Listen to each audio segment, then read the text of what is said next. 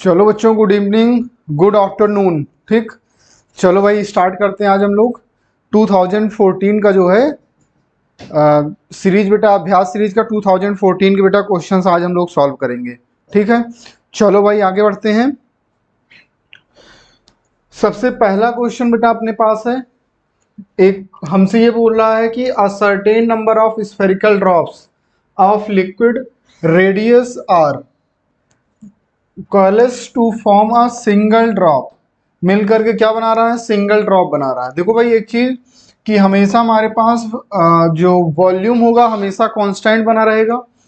तो पहले मान लेते हैं कि छोटे छोटे n ड्रॉप थे, तो यहाँ पर लिखेंगे 4/3 pi small R cube into N is equal to, ये सब मिल करके एक ड्रॉप बना रहे हैं 4/3 पाई आर कैपिटल आर क्यूब। तो यहाँ से बेटा ये कैंसिल हो जाएगा, तो यहाँ से अपने पास आ जाएगा r is equal to n to the power 1/3 into R.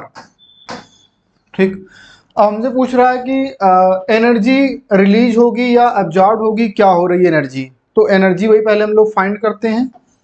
ठीक, तो एनर्जी बेटा अपने पास क्या आ जाएगी, S1 is equal to T into 4πr², और S2 इज इक्वल टू क्या हो जाएगा, T into 4π capital R²।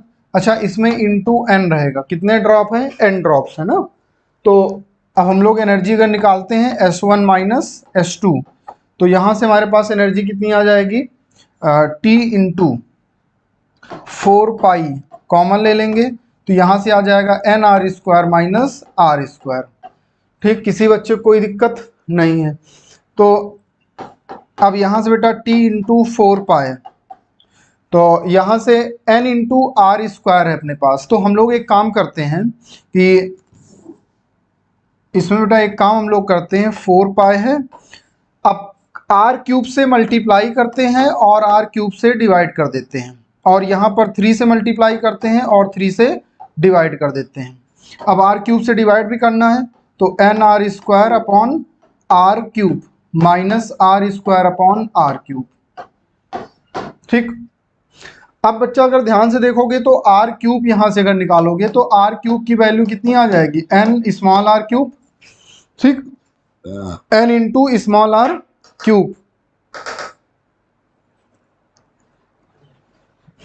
n into small R³, तो ये बन जाएगा बेटा 4/3 पाई R³। ये वॉल्यूम हो जाएगा, t इंटू वी इंटू 3 आ जाएगा। अब यहाँ से बेटा ये NR³ बनेगा, तो ये बन जाएगा 1/r minus 1/R capital.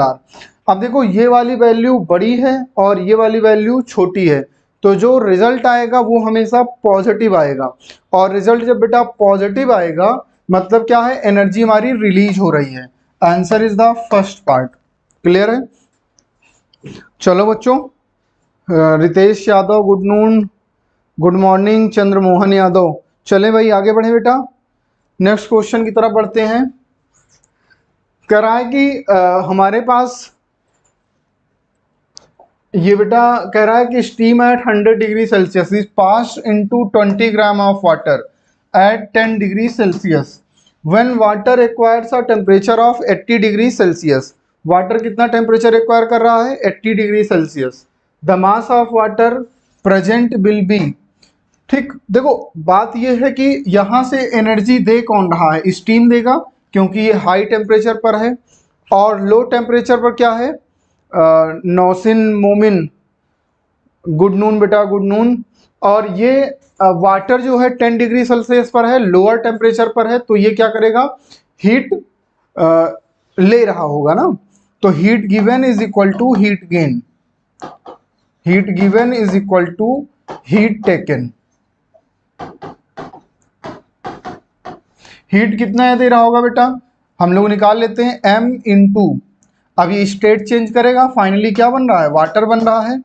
m मास इसका बेटा गिवन नहीं है, इंटू l, l अपने पास क्या है, l दिया बेटा 540 इज इक्वल टू हीट, ये कितना बेटा ले रहा होगा, इसका मास है 20 s, s is the 1 into delta T. अब देखो ये 10 डिग्री सेल्सियस से जा रहा है किसमें बच्चा, 80 डिग्री सेल्सियस, तो 80 माइनस 10 70। ठीक, तो यहाँ से m की वैल्यू हम लोग निकालेंगे, कितना आ जाएगा 1400 अपॉन 540। तो ये वैल्यू बेटा हमारे पास जो निकल करके आएगी ये आ जाएगी 2.25 ग्राम। ठीक, ये वैल्यू आएगी। अब यहाँ पर जब ये वैल्यू 2.25 आया तो ये जो स्टीम है अब ये वाटर बन चुका है। तो टोटल वाटर कितना प्रेजेंट था, 20 ग्राम पहले से था और 2.25 बाद में, तो टोटल वाटर हो गया 22.5 ग्राम। Answer is the fourth part. Fourth part is the correct answer. Good noon बेटा राहुल भास्कर, बहुत अच्छे, गुड नून। चलो भाई तेजी से आ जाओ यार, तुम लोग बहुत लेट कर देते हो ना। नेक्स्ट क्वेश्चन, सर्टेन क्वांटिटी ना, कुछ सर्टेन क्वांटिटी की बात कर रहा है। Water cools from 70 degree Celsius to 60 degree Celsius the first 5 minute and to 54 degree Celsius in next 5 minute. देखो ये हमारे पास सवाल जो आया है ये न्यूटन्स लॉ ऑफ कूलिंग से रिलेटेड है। जब न्यूटन्स लॉ ऑफ कूलिंग से बेटा रिलेटेड हमारे पास क्वेश्चन आ जाता है तो हमारे पास एक फॉर्मूला है जो हम लोग पढ़ते हुए आते हैं, T1 minus T2 upon time T is equal to T1 plus T2, sorry temperature T1 plus T2 upon 2 minus T nought. T nought is the T nought क्या है यहाँ पर, एनवायरमेंट का टेम्परेचर, और यहाँ पर बेटा कांस्टेंट K लगा होता है। ठीक, तो उसी फार्मूले में रखेंगे, किसमें जा रहा है 70 से 60 में, तो मतलब आ गया ये 10 अपॉन टाइम कितना ले रहा है बेटा 5 minutes, 10 upon 5 is equal to, अब यहाँ पर बेटा हो जाएगा K और ये बन जाएगा T1 plus T2, 70 plus 60 130, 130 by 2 130 upon 2 minus T nought, और दूसरे का बेटा नेक्स्ट 5 मिनट में अब 60 से किस में जा रहा है 54 में, तो 60 माइनस 54 इज द 6, और फिर से टाइम कितना है 5 मिनट है, next 5 minute is equal to K। अब 60 plus 54 114 upon 2 minus T naught, इन दोनों को सॉल्व करेंगे। ठीक, तो 5 से 5 कैंसिल होगा, K से K बेटा कैंसिल होगा, तो ये वैल्यू देखो ध्यान से अगर, तो बेटा 2 3 जा 6 2 5 जा 10, तो ये आ जाएगा 5/3 is equal to 130/2 is the 65 minus T nought upon 114/2 is the 57 minus T nought, और जब बेटा क्रॉस मल्टीप्लाई करके हम लोग सॉल्व करेंगे तो T nought is the 45 degree Celsius is the correct answer. ठीक है बच्चों, क्लियर हो रहा है कि नहीं। Surrounding temperature T not, very good. किसी बच्चे को कोई दिक्कत, रितेश, नौसिन, मोमिन, चंद्रमोहन, कहाँ राहुल, भास्कर, तुम सब लोग बेटा आप कहाँ गए हो ना। चले भाई आगे बढ़े नेक्स्ट क्वेश्चन की तरफ। कह रहा है अ मोनोएटॉमिक गैस एट प्रेशर, ठीक, monoatomic gas at a pressure P having a volume V। ठीक, वॉल्यूम प्रेशर P है और वॉल्यूम V है, प्रेशर P है और वॉल्यूम V बेटा गिवन है। एक्सपैंड आइसोथर्मली, आइसोथर्मली बेटा एक्सपैंड करता है तो हम लोग लिख सकते हैं P1 V1 is equal to P2 V2। पहले बेटा कितना था P और V था, बाद में वॉल्यूम कितना हो गया 2V और ये P2 मान लेते हैं, तो V से V कैंसिल, तो P2 की वैल्यू कितनी आ गई P/2।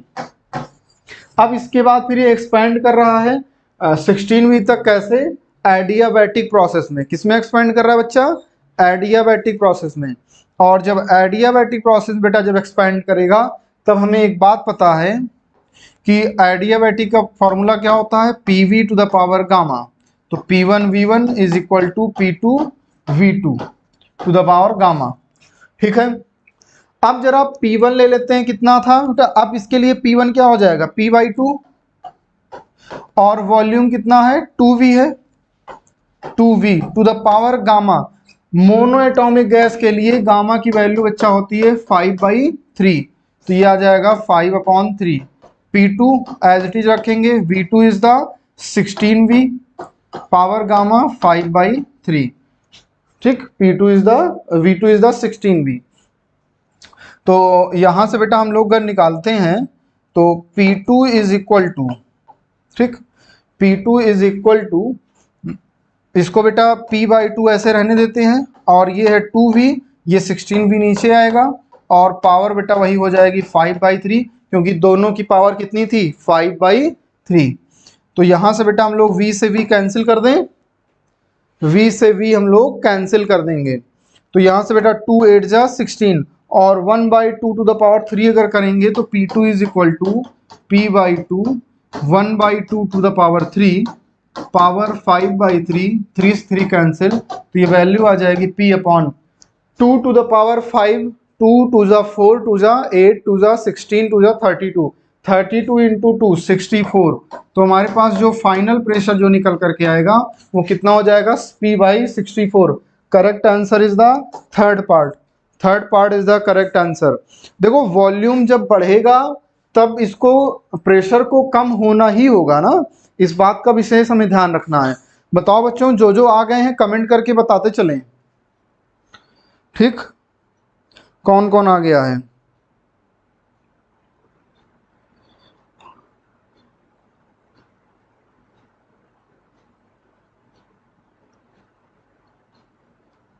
चले भाई आगे बढ़ें।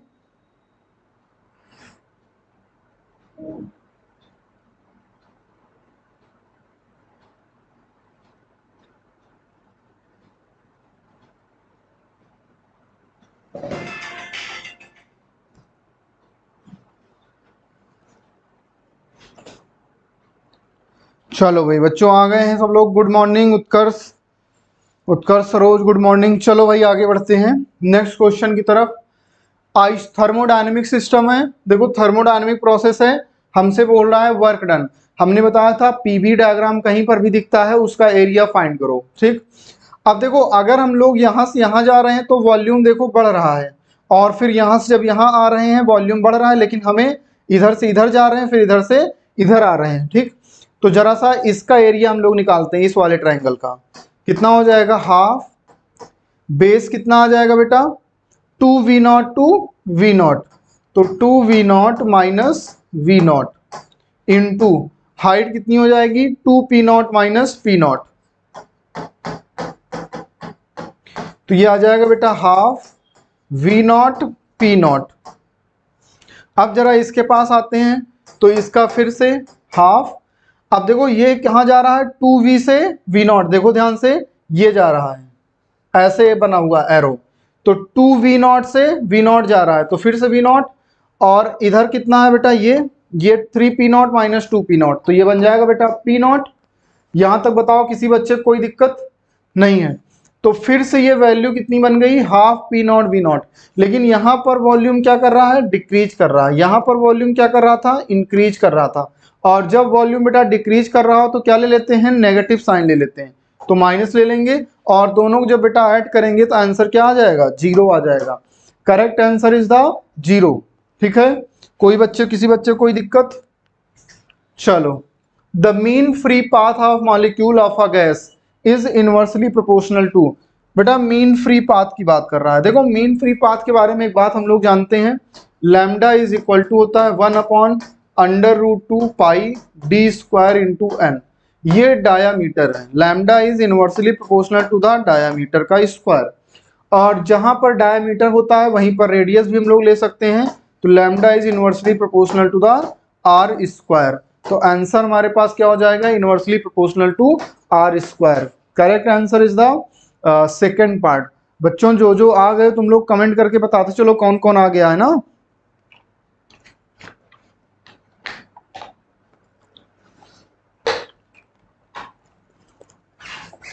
नेक्स्ट क्वेश्चन की तरफ बेटा बढ़ते हैं। कह रहा if n1 n2 n3 fundamental frequencies of 3 segment into which a string is divided, ठीक, स्ट्रिंग को क्या किया जा रहा है डिवाइड किया जा रहा है। फिर से बात को समझने की बहुत जरूरत है। ओरिजिनल फंडामेंटल फ्रीक्वेंसी n, देखो स्ट्रिंग को डिवाइड किया जा रहा है तो L इज इक्वल टू हो जाता है L1 plus L2 plus L3, और हम लोग जानते हैं कि frequency n is inversely proportional to the L, या L is inversely proportional to the n, तो यहां से बेटा हम लोग लिख सकते हैं 1/n is equal to 1/n1 plus 1/n2 plus 1/n3। और ये किस फॉर्मूले से आया है बेटा? हम लोगों के पास फॉर्मूला गिवन है, फॉर्मूला बेटा होता है n is equal to 1/2l under root t/m। ठीक, l के इनवर्सली प्रोपोर्शनल है फ्रीक्वेंसी। तो आंसर कौन सा हो जाएगा बेटा? First part is the correct answer. 7 का फर्स्ट पार्ट कुमार रवि रंजन, गलत बात है बेटा ना, ध्यान दो। चलो नेक्स्ट क्वेश्चन की तरफ आगे बढ़ते हैं।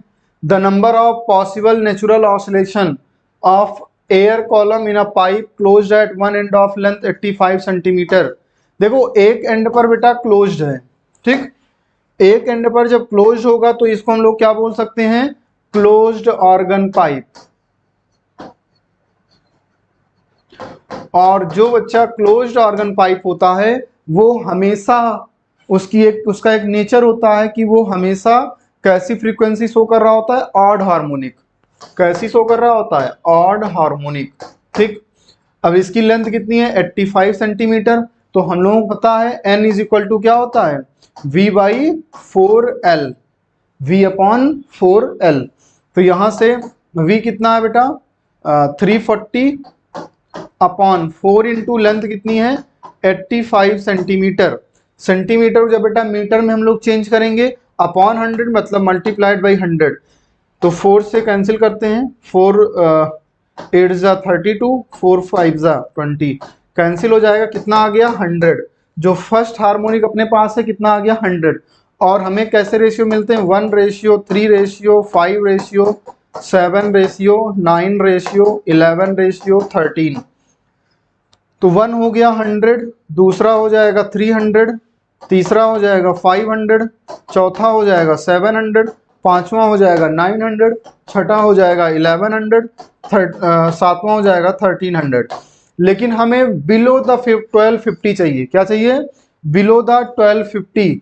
तो हुज फ्रीक्वेंसी, कौन सी फ्रीक्वेंसी बिलो द 1250 है? ये 1100 वाली है और इसका नंबर कितने पर आता है? 1 2 3 4 5 6 पर आता है। तो answer is the fourth part. Clear है? बहुत अच्छा जवाब दे रहे हैं आनंद मोहन, रितेश यादव ना, बहुत अच्छा बेटा, वेरी गुड वेरी गुड। चलो नेक्स्ट की तरफ बढ़ते हैं। अपने पास बेटा आ गया अ बीम ऑफ लाइट। देखो बीम ऑफ लाइट है, इसका बेटा दिया है वेवलेंथ। ठीक, वेवलेंथ इज गिवन है 600 nm। इसको हम लोग लिख सकते हैं 6 इंटू 10⁻⁻7 मीटर। ठीक, मीटर में चेंज कर दिया। स्लिट के बीच की डिस्टेंस मतलब स्मॉल डी कितना दिया है?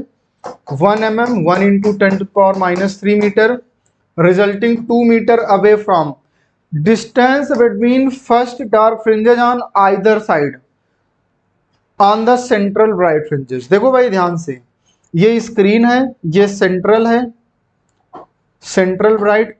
इस ये मान लेते हैं डार्क है फर्स्ट, तो यही डार्क बेटा नीचे बन रहा होगा फर्स्ट। तो यहां से सेंट्रल से डार्क के बीच की distance lambda capital D upon small D, और ये भी डिस्टेंस क्या हो जाएगी? Lambda capital D upon small D, जो कि हम लोग फ्रिंज विड्थ बोलते हैं। तो इन दोनों के बीच की जो डिस्टेंस होगी वो हो जाएगी 2 lambda capital D upon small D. 2 into lambda is the 6 into 10⁻⁻7, capital D is the 2 and 1 into 10⁻³ is the small D. तो 2 6 ज़ा 12, 6 ज़ा 24। तो ये बन गया बेटा 24 इंटू, ये ऊपर जाएगा -3 ऊपर जाएगा +3 10⁻⁻4। तो 2.4 mm is the correct answer. 2.4 mm is the correct answer. बेटा mm में आएगा, सेंटीमीटर में नहीं आएगा। कुमार रवि रंजन ध्यान दो, ये 10⁻⁻4 है, 2.4 बनेगा तो 10⁻³ होगा, -3 इज द mm। बताओ भाई कोई समस्या है क्या किसी बच्चे को? चलो यार आगे बढ़ते हैं ना, नेक्स्ट सवाल की तरफ चलते हैं। In the Young double slit experiment the intensity of light at a point on the screen where the path difference is lambda के। ठीक है, ठीक है, लैम्डा है, तब के है बेटा अपने पास। ठीक, अब हमसे बोल रहा है either side of the bright fringes, ये तो हम लोग कर चुके ना यार।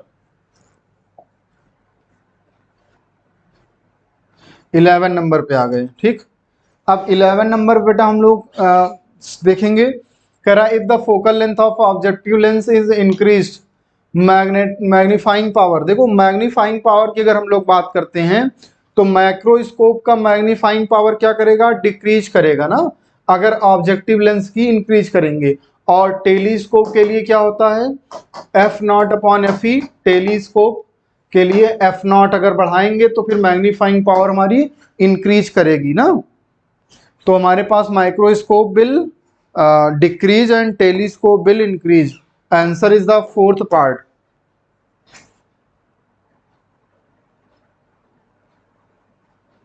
ठीक है, चले भाई आगे बढ़े।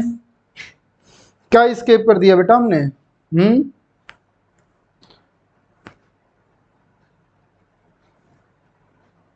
अच्छा ये ठीक ठीक, इसको जरा करा देते हैं ना, 10 नंबर करा देते हैं। ठीक है, ठीक ठीक ठीक।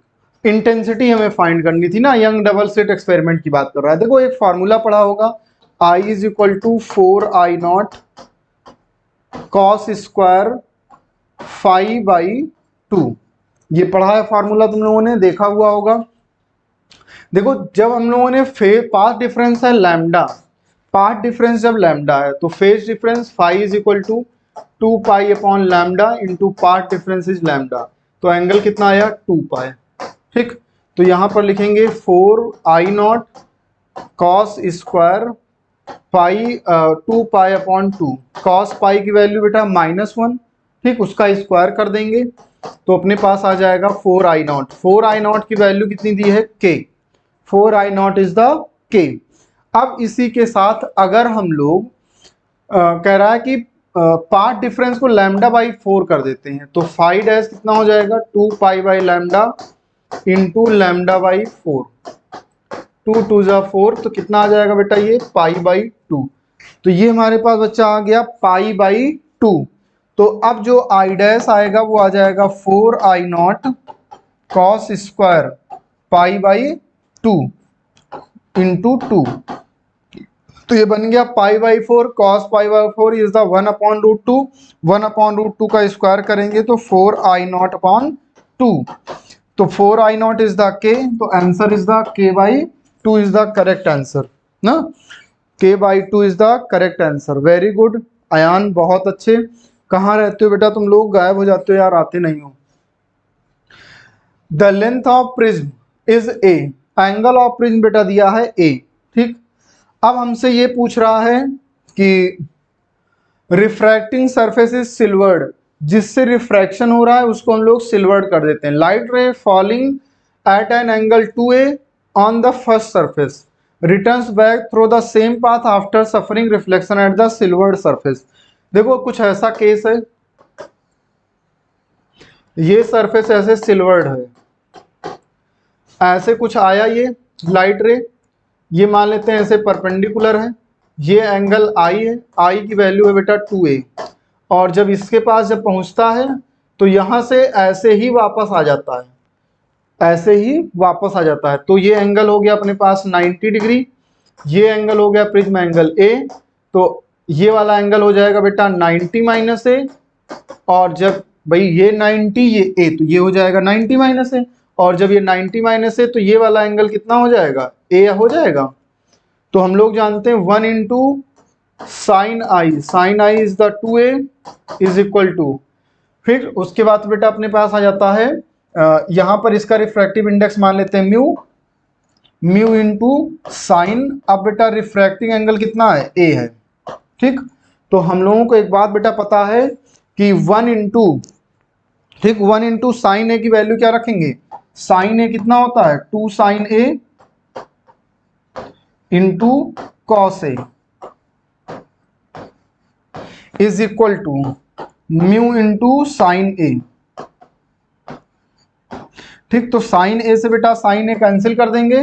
ठीक, तो अपने पास म्यू की वैल्यू कितनी आ जाएगी, रिफ्रैक्टिव इंडेक्स पूछ रहा है तो रिफ्रैक्टिव इंडेक्स कितना आ जाएगा 2 cos ए। क्लियर होगी बात। म्यू की वैल्यू क्या हो जाएगी 2 cos A।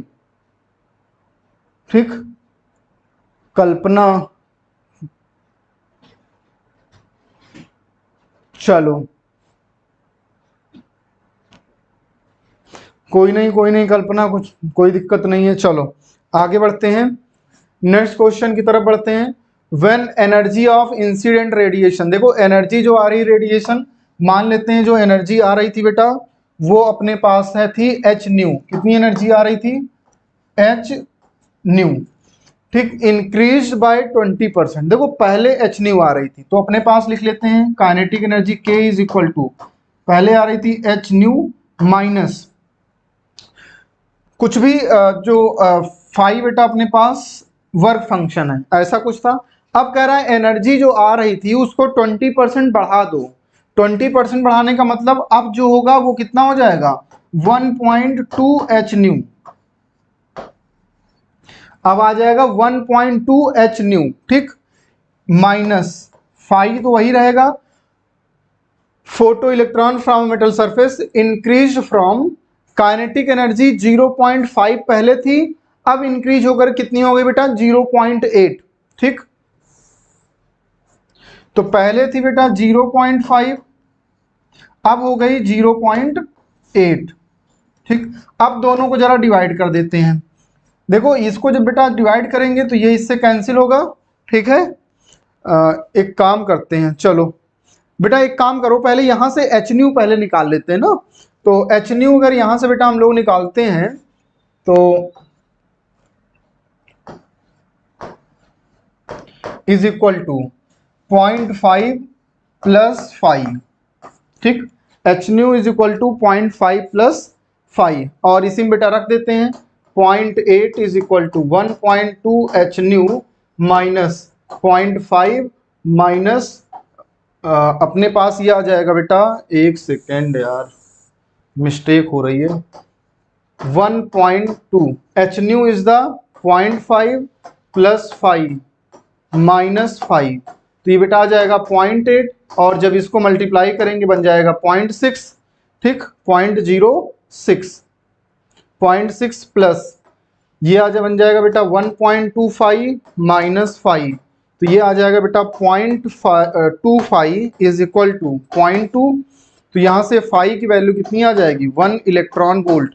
Work function is the 1 electron volt. ठीक है, चलो यार नेक्स्ट क्वेश्चन है, if the kinetic energy of the particle is increased in 16 times. देखो बेटा इस क्वेश्चन में हमसे कह रहा है भाई सब लोग यार आज तुम लोग बेटा बहुत कम लोग हो तो थोड़ा मन नहीं लग रहा है ना, इस बात जरा ध्यान रखो यार, आ जाया करो। तुम लोग रहते नहीं हो तो मन नहीं लगता है। If the kinetic energy of the particle is increase by 16 times, kinetic energy कितनी इंक्रीज की जा रही है बेटा 16 टाइम्स बेटा बढ़ाई जा रही है with the previous value, previous value का 16 टाइम्स बढ़ाई जा रही है काइनेटिक एनर्जी। देखो जब हम लोग किसी भी पार्टिकल की बात करते हैं उसकी काइनेटिक एनर्जी होती है h upon under root 2m into K. ठीक, अब काइनेटिक एनर्जी को कह रहा है 16 टाइम्स बढ़ा दो, तो लैम्डा डैश मान लेते हैं h upon under root 2m।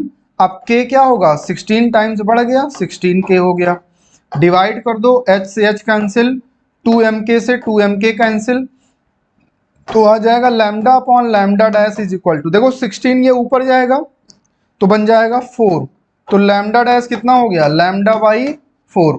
अब ध्यान से अगर देखो तो पहले जो लैम्डा था वो बन गया लैम्डा बाई 4, मतलब कि 25% हो गया। हाँ, पहले का 25% हो गया इनिशियल का, और जब 25% बेटा इनिशियल का हो गया मतलब कि 75% ये क्या कर गया डिक्रीज कर गया। क्लियर है, तो डिक्रीज कर गया तो answer is the second part, second part is the correct answer. बिल्कुल बिल्कुल ठीक, समझ में आ गई बात कल्पना, थैंक यू डियर। चलो आगे बढ़ते हैं नेक्स्ट क्वेश्चन की तरफ। Hydrogen atom in ground state is excited by a monochromatic radiation, lambda is equal to 975 angstrom, number of spectral lines in the resulting spectrum emitted will be. देखो भाई सबसे पहले निकालो एनर्जी, ठीक। सबसे पहले क्या निकालेंगे? एनर्जी निकालेंगे। एनर्जी निकालने के लिए अपने पास है lambda is equal to 1240 upon V, ठीक। या ऐसे कर सकते हो, इसको अगर तुम लोग को ये थोड़ा सा अजीब लग रहा हो तो ऐसे निकाल सकते हो, E is equal to H C upon lambda, ये निकाल सकते हो ना, H C upon lambda. H C कितना है बेटा? एच होता है 6.6 into 10⁻34 into C is the 3 into 10⁸ upon lambda is the 975 into 10⁻, बेटा यंगेस्ट टर्म में है 10⁻⁻10।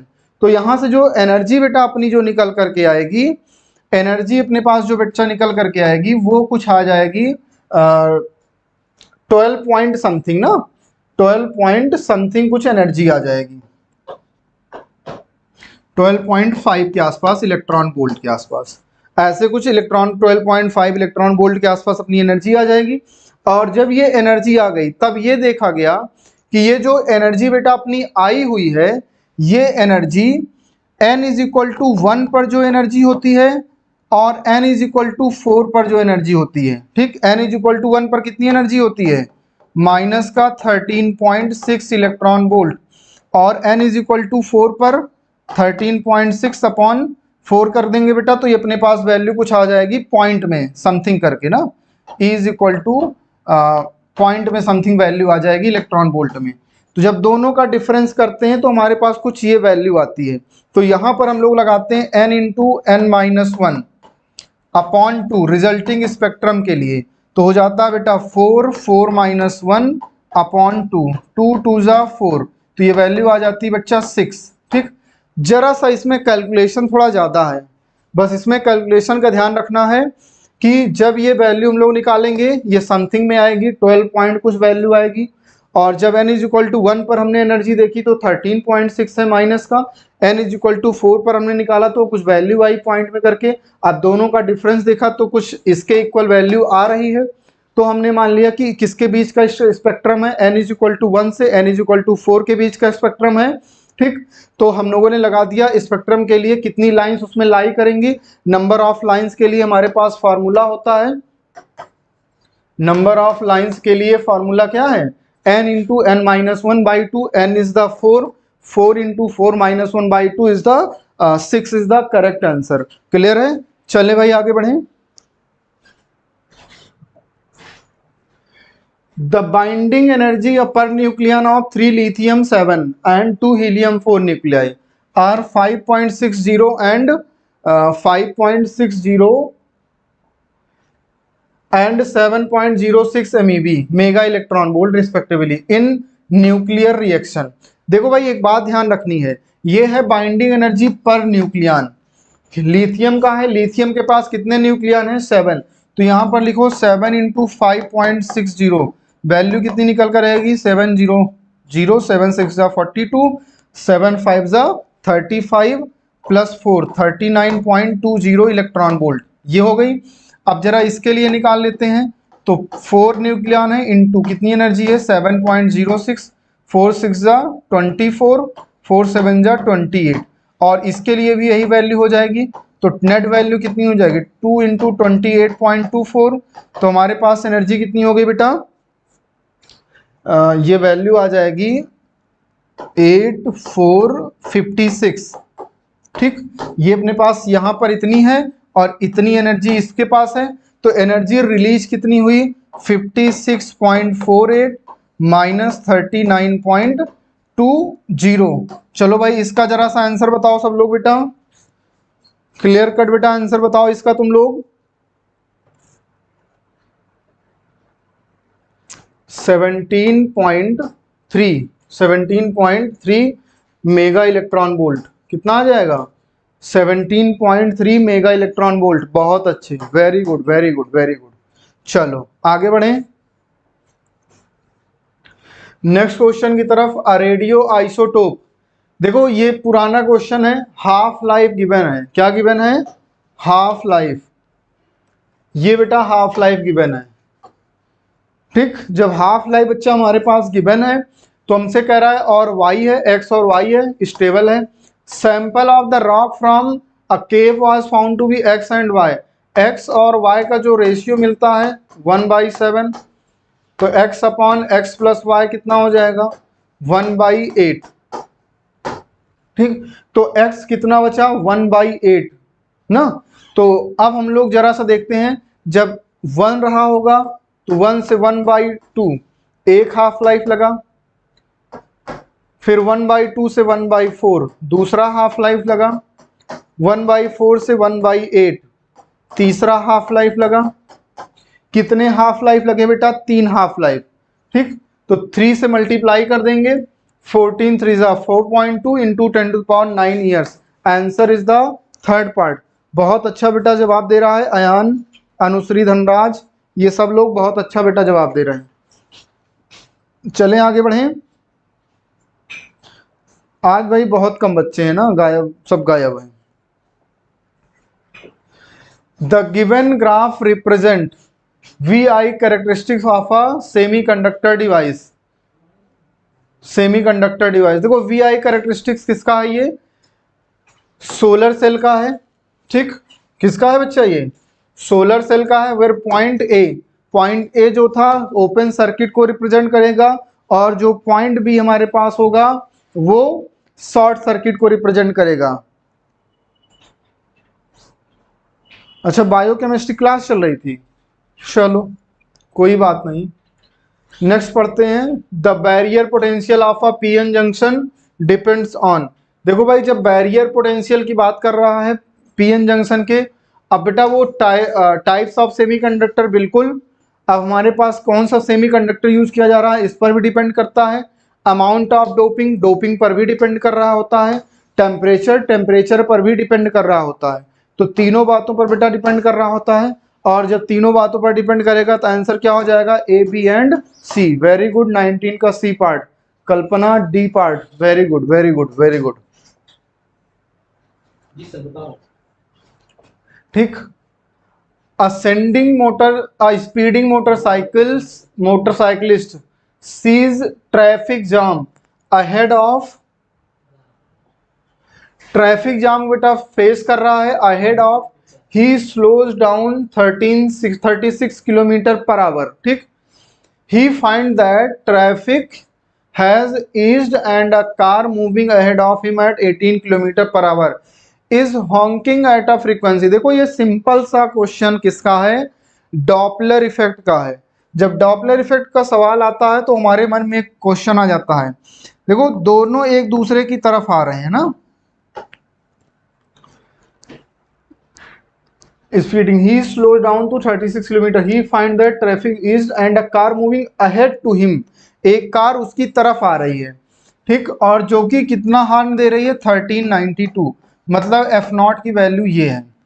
ठीक, तो कह रहा है if the speed of sound is इतना, the frequency of the horns as heard by him, तो मोटरसाइकिलिस्ट मतलब ऑब्जर्वर VO, और ये है बेटा सोर्स, ये दोनों कितना सुनेंगे। ठीक, कितना हार्न ये सुन रहे होते हैं। तो अपने पास अपीयरेंट फ्रीक्वेंसी होती है F is equal to F nought V plus V observer upon V plus V source. अच्छा, हमने क्यों लिया, क्योंकि दोनों एक तरफ आ रहे होंगे।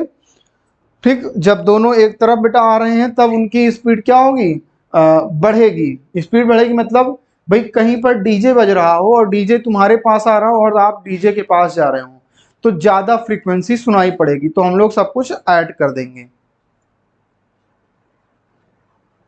ठीक, चलें आगे बढ़ें। तो यहां से आ जाएगा एफ नॉट की वैल्यू क्या है, एफ नॉट अपने पास है बेटा 1392, V कितना है 343 प्लस, अब 36 किलोमीटर पर आवर ये है, तो 36 इंटू 5/18, 18 टू जा 36, ये हो जाएगा 10 अपॉन फिर से 343 प्लस सोर्स क्या है, सोर्स की स्पीड कहां पर है, ये 18 है kilometre per hour, 18 into 5/18 is the 5 metre per second. तो ये बन जाएगा बेटा 5। तो वैल्यू बन जाएगी 1392 इंटू 353 अपॉन 348। और जब बेटा इनको सॉल्व करेंगे तो वैल्यू आती है 1412 हर्ट्स। कितना आ जाएगा? 1412 हर्ट्स। ठीक,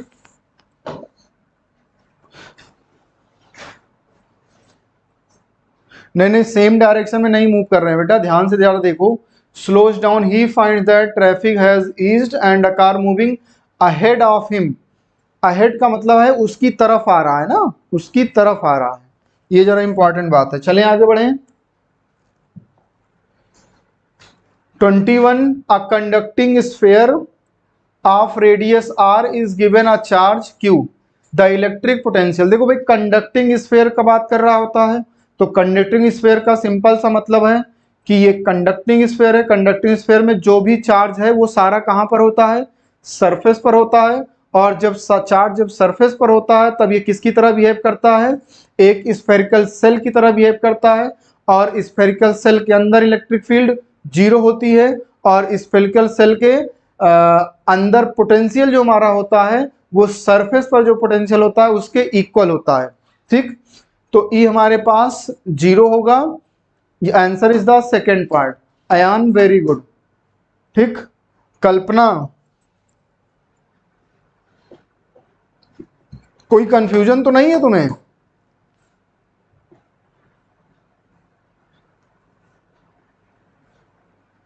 चलो नेक्स्ट क्वेश्चन की तरफ आगे बढ़ते हैं।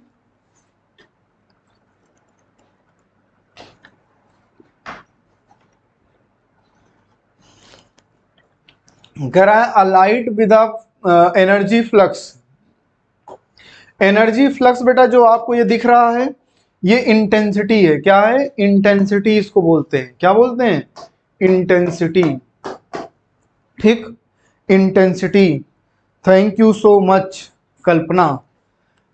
Falls on a perfectly reflecting surface at normal incidence. Perfectly reflecting surface, देखो बेटा जैसे परफेक्टली रिफ्लेक्टिंग सरफेस का मतलब जितनी एनर्जी से आया उतनी एनर्जी वापस इसको मिल गई। मतलब मोमेंटम इधर अगर P है तो इधर का भी मोमेंटम क्या होगा? P होगा। कोई एनर्जी लॉस नहीं होगा है, तो चेंज इन मोमेंटम कितना हो जाता है? 2P। ठीक, तो कह रहा है एवरेज फोर्स। क्या पूछ रहा है? Average force.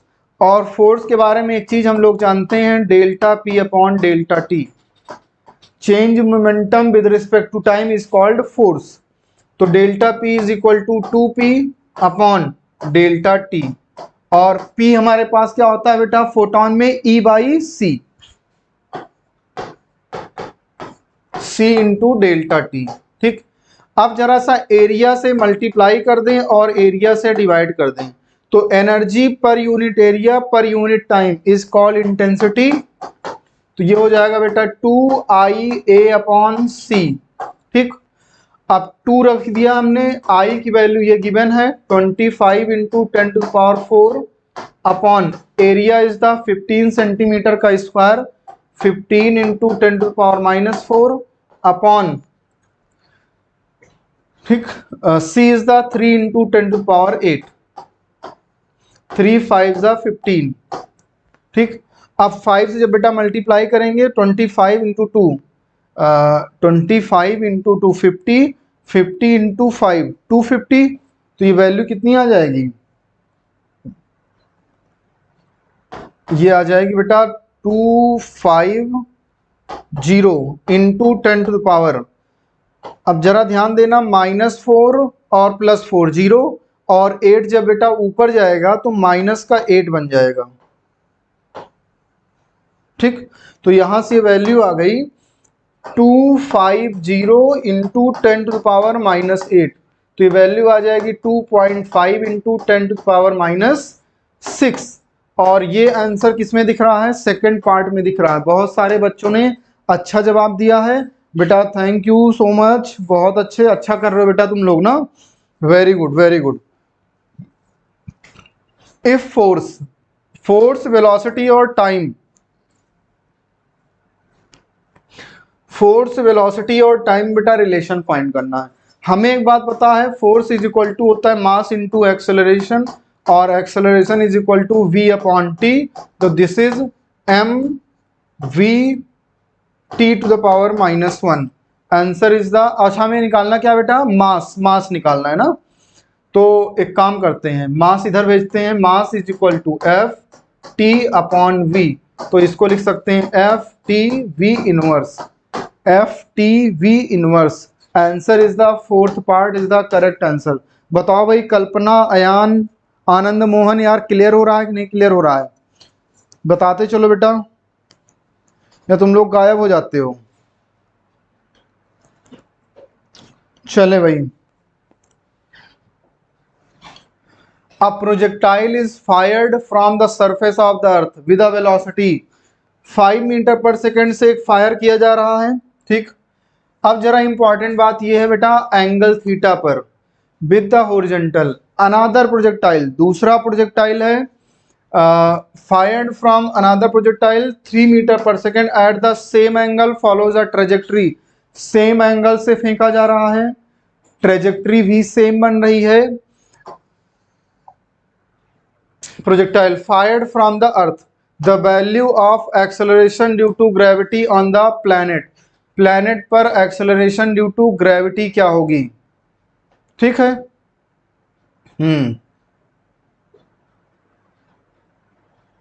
ठीक है, अब देखो ये अपने पास है बेटा another projectile fired from the planet, एक प्लैनेट किसी दूसरे प्लैनेट से फायर किया जा रहा है, और ये जो पहला वाला था ये अर्थ से फायर किया जा रहा है, ठीक।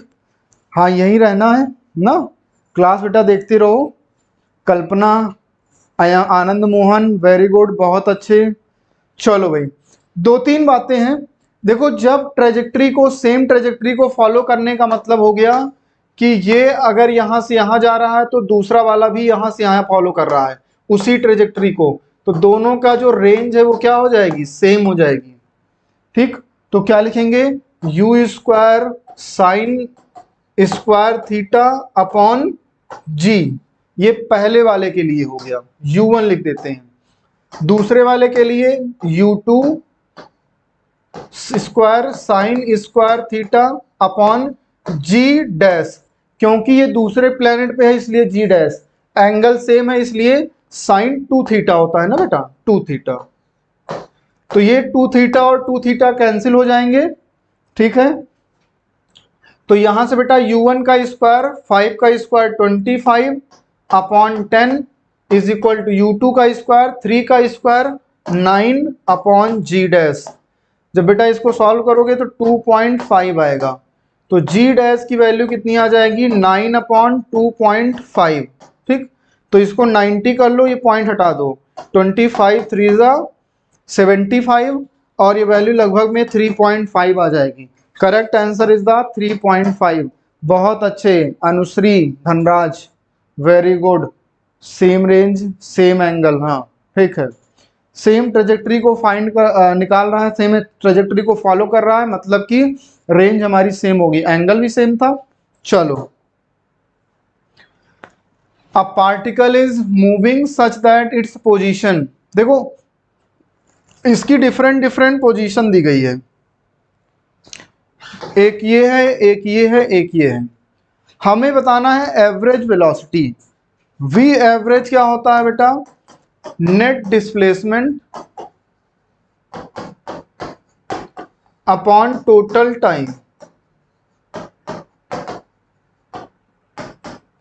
नेट डिस्प्लेसमेंट जहां से चला, इनिशियल पॉइंट ये है और फाइनल पॉइंट बेटा ये है, ठीक।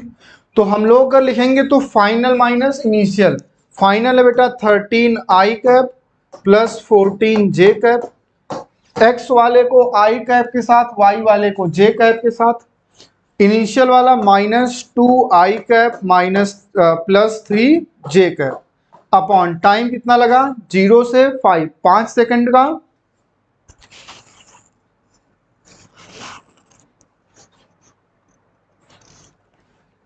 अपॉन 5, तो 13 - 2 11 आई कैप और 14 जे -3 जे प्लस का 11 जे कैप अपॉन 5, तो बेटा 11/5 कॉमन ले लो, तो I cap plus J cap. Answer is the fourth part.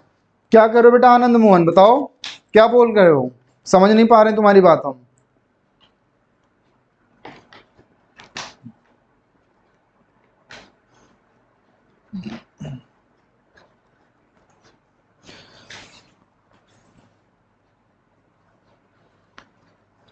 चले भाई,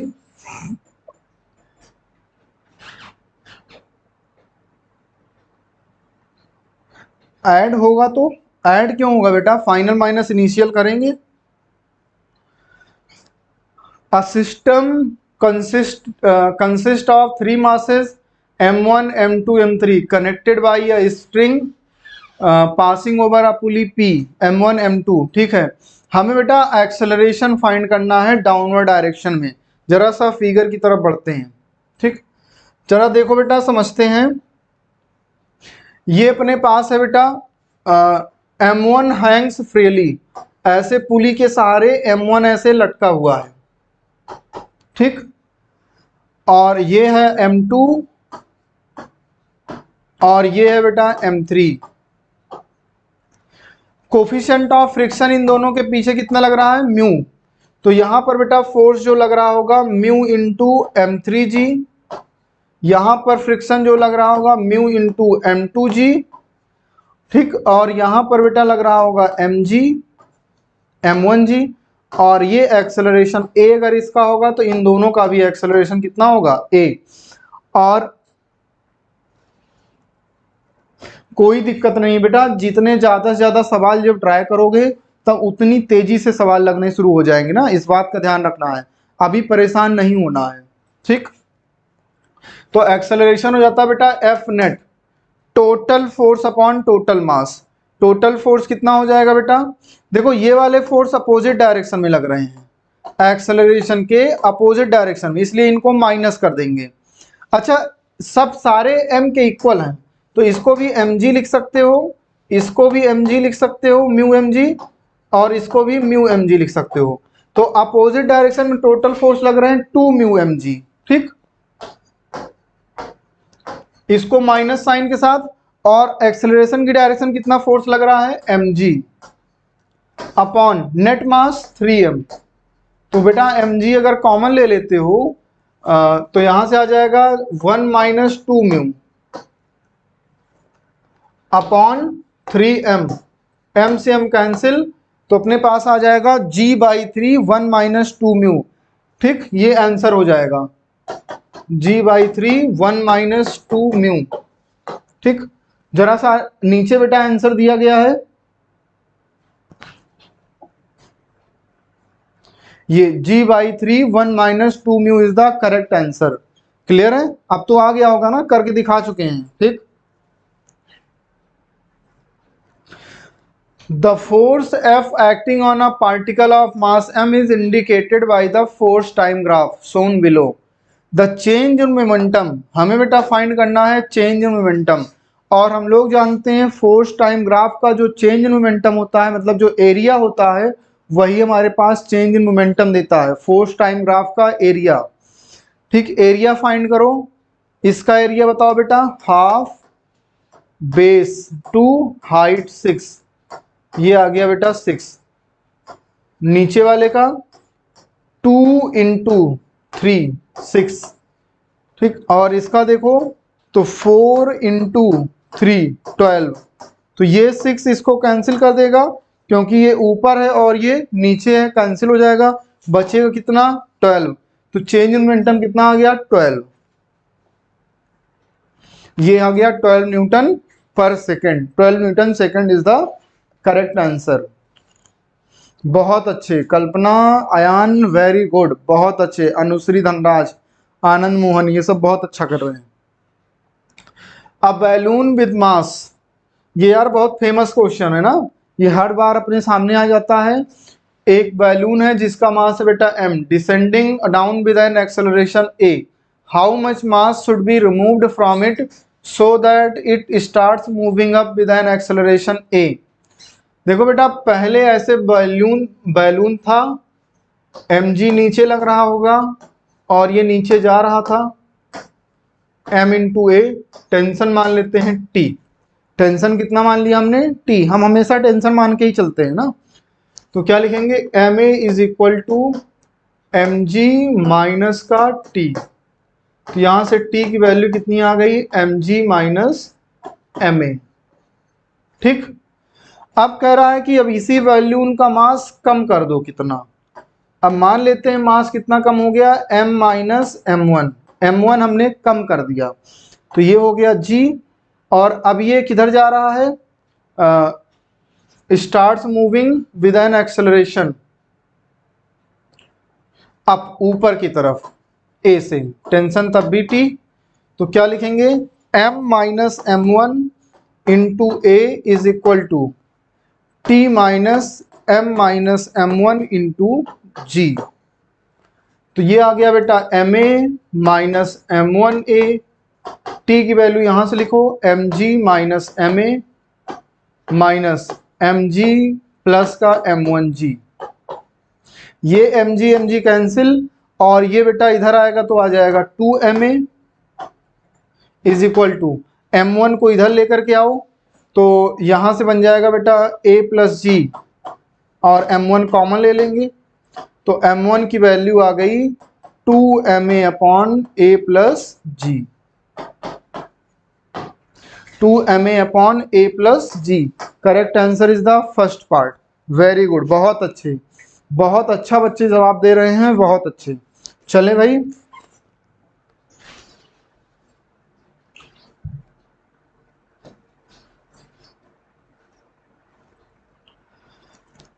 a body of mass 4m is lying on a plane, lying on a xy plane at rest, explode कर रहा है suddenly.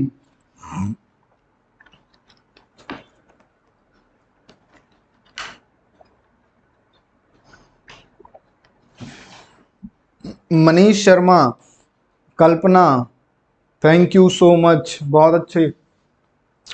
A body of mass is lying in xy plane explodes 3 pieces। 2 piece perpendicular जा रहे हैं और तीसरा piece क्या है नहीं पता है।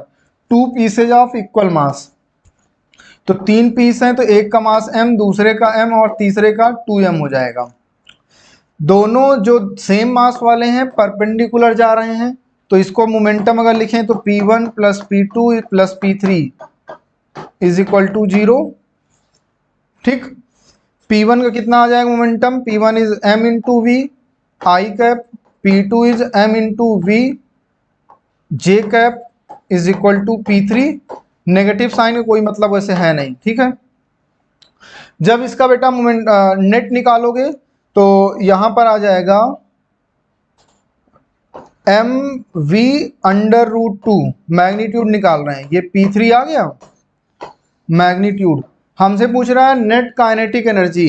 काइनेटिक एनर्जी इसके लिए half M B square first वाले के लिए, दूसरे वाले के लिए हाफ एम बी स्क्वायर, और तीसरे वाले के लिए अंडर रूट 2m भी है p की value, p square upon 2m, तो ये आ जाएगा बेटा 2m square v square upon m। ठीक। 2 से 2 कैंसिल, m से m कैंसिल, तो आंसर आ जाएगा 3/2 mb square. Answer is the second part. यार आया है कि नहीं आया है तुम लोगों को, कंजर्वेशन ऑफ मोमेंटम से हमने किया है, बताओ भाई सभी को आया। कल्पना, अयान, मनीष, अनुश्री, आनंद मोहन, बताओ बेटा, बताते चलो कमेंट करके। आसान सवाल था इसलिए हमने बहुत ज्यादा टाइम टेकिंग नहीं कर रहे हैं ना, टाइम ज्यादा नहीं ले रहे हैं।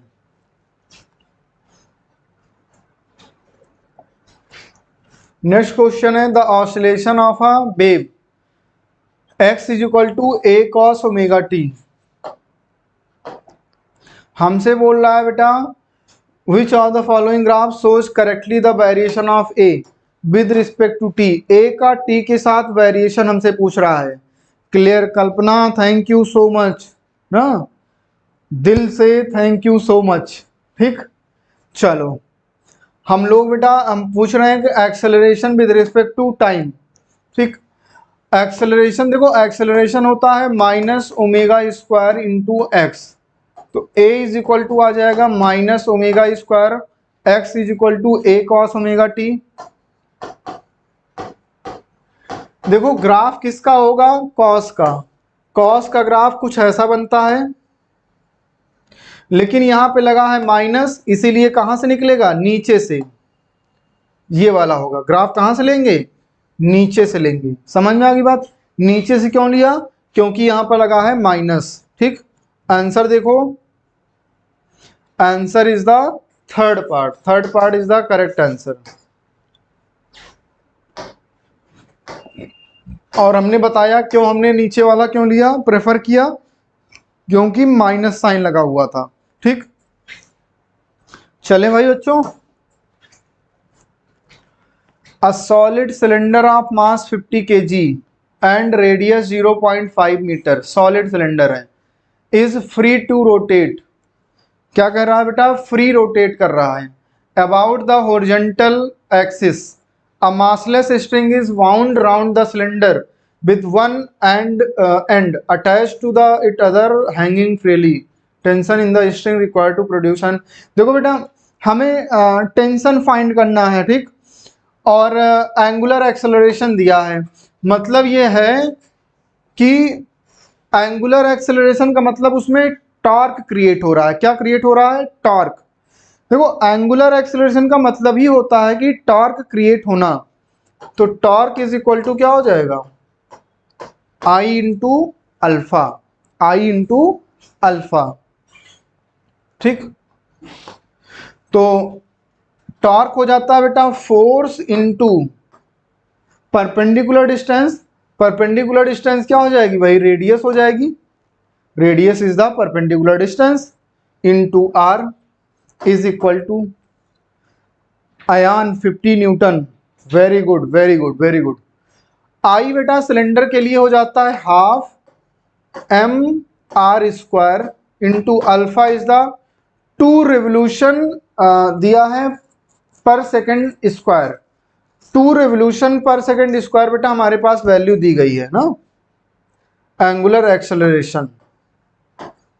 ठीक, अब जरा सा हम लोग आगे बढ़ते हैं। ये आर बेटा इससे कैंसिल होगा, तो यहां से एफ की वैल्यू कितनी आ जाएगी, half, M is the 50, R is the 0.5 is 1/2 into यहां से आ गया बेटा 2। ठीक, कोई दिक्कत किसी बच्चे को। अच्छा एक चीज लिखते हैं बेटा, 2 रेवोल्यूशन पर सेकेंड स्क्वायर। ठीक, 2 रेवोल्यूशन की बात कर रहा है तो कितने एंगल मूव करेगा बेटा, 4 पाई। कितने एंगल मूव करेगा, 4 पाई एंगल ये मूव करेगा ना। इंटू इसको लिख सकते हैं 4 पाई एंगल। तो 2 2 जा 4 और 2 2 जा 2 से कैंसिल। ठीक, अर्चना सिंह वेरी गुड। तो ये कितना आ जाएगा बेटा 50 इंटू पाई की वैल्यू 3.14, तो ये कितना आ जाएगा बेटा,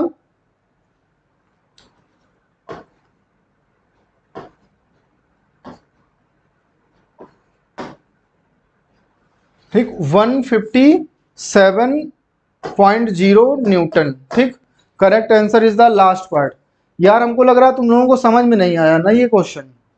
4 रेडियन पर सेकेंड स्क्वायर 4 पाई, क्योंकि देखो ये 2 रेवोल्यूशन दिया है ना, 2 रेवोल्यूशन। अब 2 रेवोल्यूशन में ये कितने एंगल घूमेगा, 4 पाई रेडियन। तो कितना हो जाएगा एक्सेलरेशन, 4 पाई रेडियन पर second square. This is alpha. यार आया है कि नहीं आया है सभी बच्चे को, मनीष शर्मा, कल्पना ना, अर्चना, अनुश्री, बताओ भाई सब लोग कमेंट करके बताते चलो, फिर आगे बढ़ें।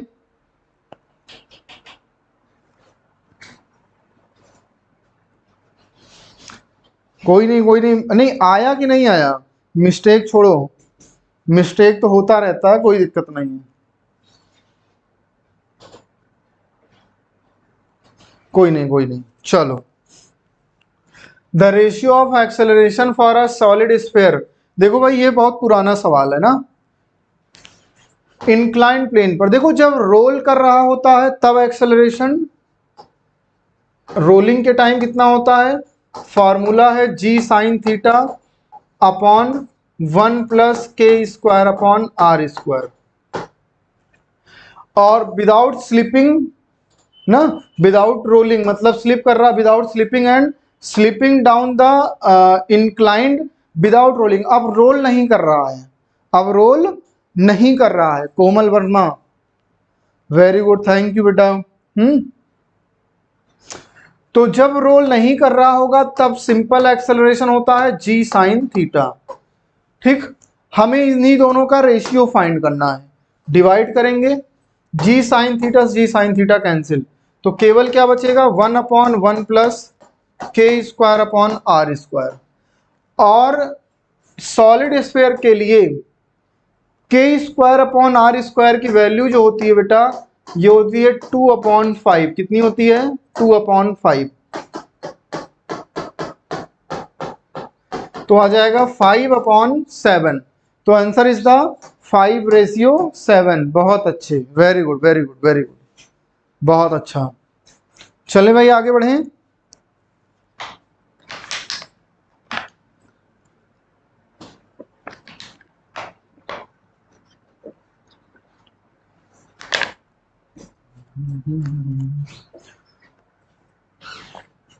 A black hole is an object whose gravitational field is so strong that even light cannot escape from it। ना, ग्रेविटेशनल फील्ड बहुत स्ट्रांग थी तो वो वहां से escape नहीं कर पाया। To what approximate radius would Earth have to be compressed to be a black hole? ना, कंप्रेस हो जाए कितना रेडियस कि वो स्केप कर जाए ना, कितना कंप्रेस हो जाएगा, ये इंपॉर्टेंट है। तो हम लोग जानते हैं v इज इक्वल टू कितना है, √g अपॉन आर ई। और ब्लैक होल का मतलब क्या हो गया कि वहां पर जो स्पीड होगी, वहां पर जो स्पीड होगी हमारे पास, वो कितनी होगी, लाइट की स्पीड के इक्वल हो जाएगी। तो यहां से c इज इक्वल टू आ जाएगा √gm अपॉन आर। ठीक, तो यहां से आ जाएगा बेटा, स्क्वायर कर देते हैं, C square is equal to gm upon R. तो r की value, g is the 6.67 into 10⁻11, m is the 5.98 into 10⁻24, और c का स्क्वायर करेंगे तो 9 इंटू 10⁻16, 8 का स्क्वायर 16। ठीक, तो ये 16 और ये -11, ये बेटा आ जाएगा माइनस का 26, -26 और प्लस का 24, माइनस का 2। देखो ध्यान से जरा सा इसको, ऐसे नहीं बेटा, ध्यान से देखो, ऐसे नहीं देखना है। एक सेकंड जरा सा रुकना बेटा, तुम लोग ट्राई करो।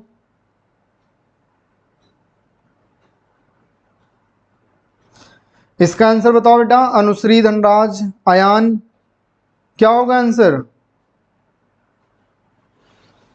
बोलो।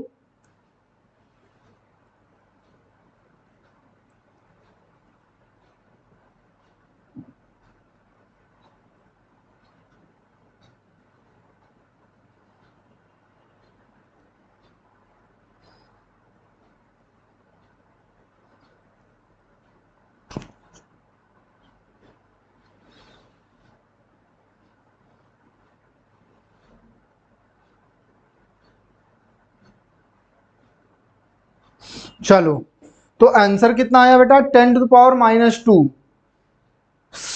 सेकेंड ऑप्शन ना, 10⁻²। सॉल्व करो, -16 जब ऊपर जाएगा तो ये कितना बन जाएगा बेटा, बन जाएगा -27, -27 प्लस 24, तो ये बन जाएगा लगभग बेटा 10⁻² ना। अब इसको मल्टीप्लाई करके कैंसिल भी तो करना होगा। ठीक है,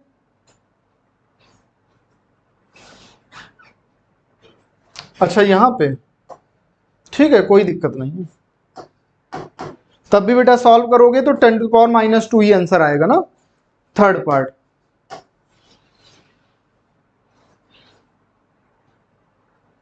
कोई दिक्कत नहीं है ना, कोई समस्या नहीं है, जो यूज करो वो सही है। बस अपने पास मास दिया हुआ था इसलिए हमने जो है इसका यूज किया ना। देखो 2Gr का जब आप यूज करते हैं तो वहां पर मास हम लोग मान लेते हैं अर्थ का मास ना, इसीलिए हमने इसको यूज किया है। ठीक है, चलो dependence of intensity of gravitational field of earth with distance r from the center of earth is correctly represented। जो ग्राफ बेटा हम लोग बनाते थे इलेक्ट्रिक फील्ड का, वही ग्राफ हम लोग किसका बनाएंगे बेटा, ग्रेविटेशनल फील्ड का। किसके रिस्पेक्ट में, डिस्टेंस के रिस्पेक्ट में। ठीक है, जैसे वहां पर हम लोग पढ़ते थे E is equal to rho R upon 3 epsilon naught, rho R upon 3 epsilon naught, हम लोग ये पढ़ते थे। तो यहां पर भी हम लोग G इज इक्वल टू जो पढ़ेंगे, यहां पर E is equal to directly proportional to R था, यहां पर G is directly proportional to R होगा। सॉरी एक सेकेंड, यहां पर भी E is directly proportional to R होगा ग्रेविटेशनल में भी। और वहां पर भी हम लोग क्या डिस्कस करते थे कि हमारे पास जो इलेक्ट्रिक फील्ड होती है वो inversely proportional to R square, तो यहां पर भी सेम केस होगा। बस ये ध्यान रखना है कि इसमें जो ये वैल्यूज हैं ये किस में आएंगी, नेगेटिव में आती हैं। किस में आती हैं, नेगेटिव में। तो पहले डिक्रीज करेगा, उसके बाद फिर पहले इंक्रीज करेगा, rho is directly proportional to R, उसके बाद फिर डिक्रीज कर रहा है, लेकिन किस में, नेगेटिव में। तो आंसर कौन सा हो जाएगा, first part is the correct answer, C part नहीं बेटा, फर्स्ट पार्ट। आयान बिल्कुल करेक्ट है। A black hole of an object whose gravitational field is so strong, ये तो हो चुका है। Copper of a fixed volume V is drawn into wire of length L. When this wire is subjected to a constant force F, the extension produced in the wire is L. Which of the following graph is a straight line? कौन सा graph बेटा straight line होगा। देखो ध्यान से एक बात हम लोग पढ़ते हुए आ रहे हैं, y is equal to stress F upon A, strain delta L upon L। तो y is equal to F upon A into L upon delta L। Volume बनाने के लिए इसको L करना पड़ेगा, तो ये L स्क्वायर हो जाएगा। तो y is equal to F upon V L square upon delta L। अब ये भी कांस्टेंट, ये भी कांस्टेंट, ये भी कांस्टेंट, तो L square is directly proportional to delta L। तो डेल्टा L या जिसको हम लोग स्मॉल l बोलते हैं और L स्क्वायर के बीच का जो ग्राफ होगा वो कैसा होगा, स्ट्रेट लाइन होगा। तो answer is the second part, answer is the second part. बताओ यार बात समझ में आई है कि नहीं आई है। ठीक, अयान, अनुश्री,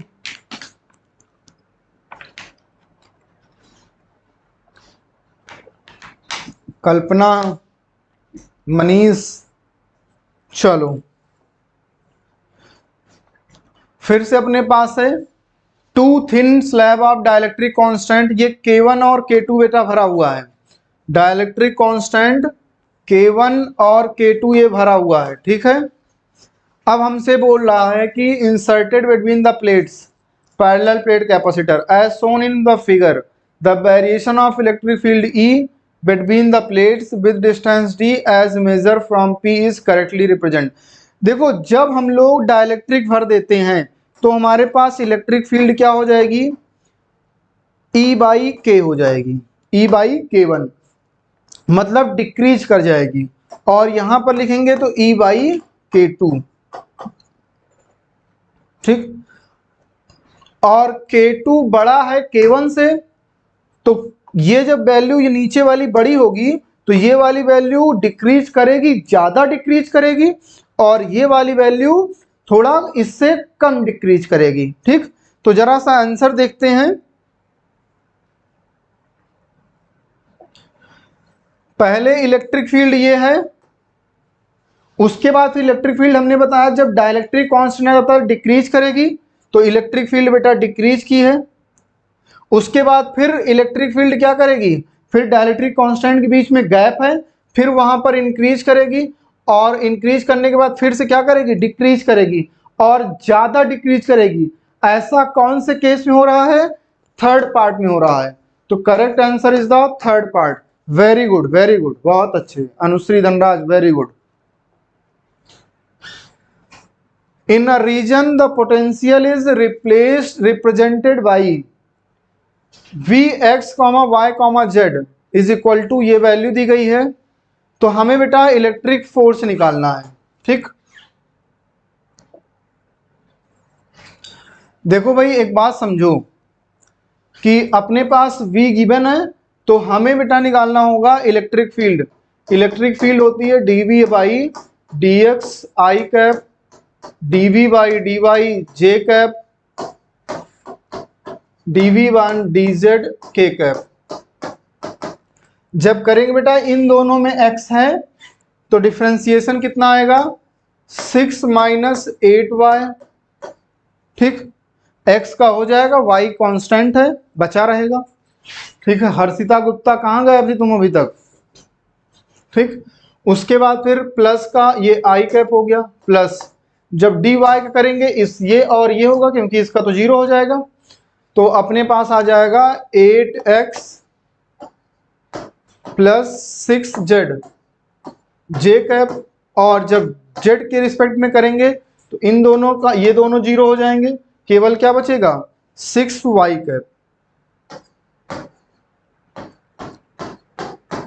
ये आ गए बेटा इलेक्ट्रिक फील्ड, और पॉइंट रखेंगे 1 1 1, तो ये आ जाएगा बेटा -2i कैप, ये बन जाएगा -8 प्लस 6 -2j कैप, और ये बन जाएगा +6k कैप। ठीक, तो ई नेट जरा निकाल लेते हैं। 4 + 4 + 36 कितना आ जाएगा, 36 40 44 44 आ जाएगा बच्चा यहाँ पर। बताओ यार सही कर रहे हैं हम कि नहीं कर रहे हैं, बोलो बताओ भाई, कोई दिक्कत किसी बच्चे को। अयान, हर्षिता, अनुश्री, आनंद मोहन, कोई दिक्कत बच्चे।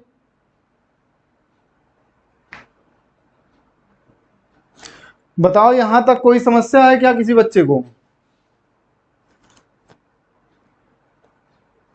बोलो यार नहीं दिक्कत है। चलो भाई, तो डिफ्रेंसिएशन हमने पहले इसका किया x के रिस्पेक्ट में, तो इन दोनों में x था, इनका किया तो 6 माइनस 8y आ गया।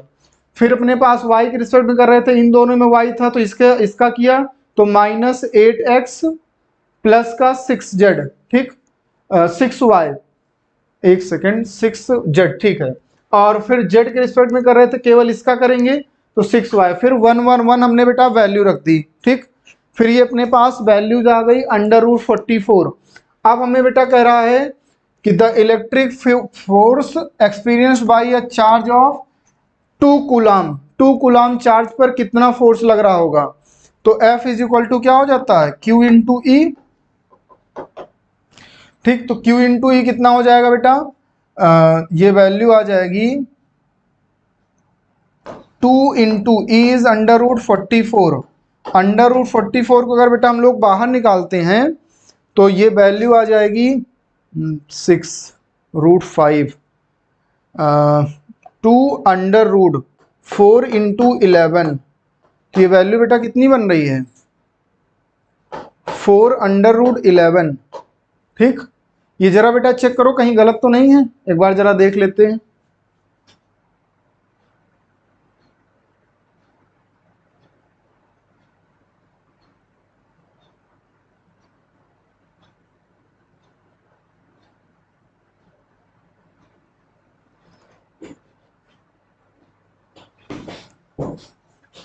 Ten 2i plus 10j cap -6k, 2i plus 10j cap. Question को जरा बेटा देख लेते हैं।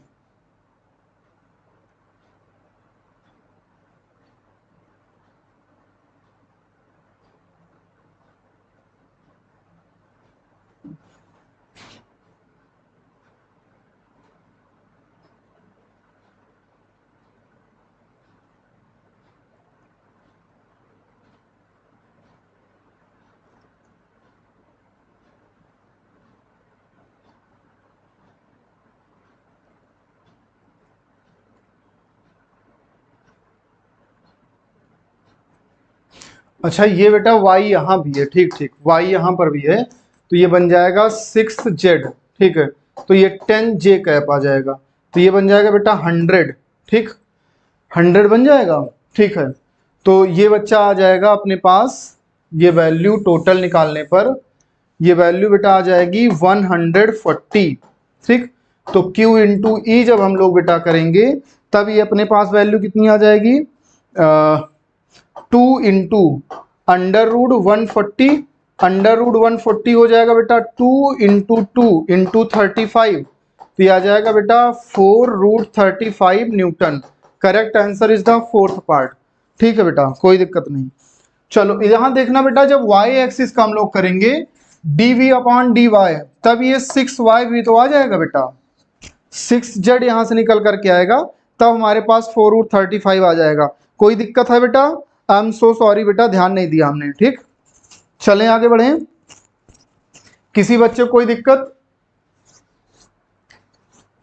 चलो बेटा आगे बढ़ते हैं।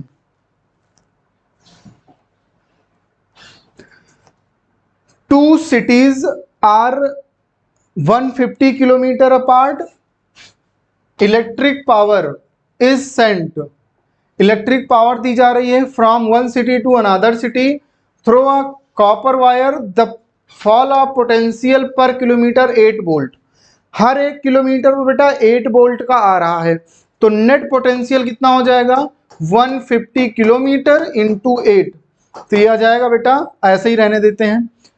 फिर कह रहा है पर किलोमीटर पर रेजिस्टेंस है 0.5, तो रेजिस्टेंस कितना हो जाएगा 0.5 इंटू 150 किलोमीटर, ठीक। तो पावर लॉस हमसे पूछ रहा है, तो पावर की जब हम लोग बात करते हैं P इज इक्वल टू क्या हो जाता है V square upon R, V is 150 into 8,